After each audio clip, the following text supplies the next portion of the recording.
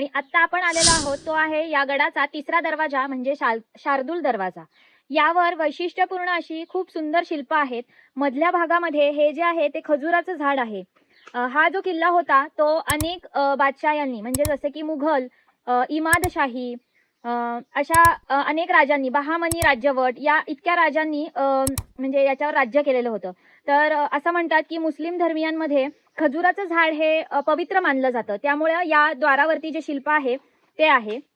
बाजूची 2 शिल्प आहेत ती आहेत शरभाची शिल्प।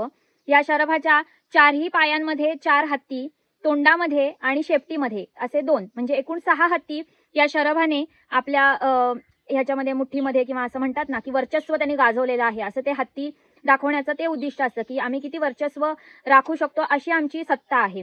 आणि त्या शरभाला सुद्धा कंट्रोल करणारं शिल्प म्हणजे त्याच्यावरती असणारं, डोक्यावर असणारं गंडभेरुंडाचं शिल्प।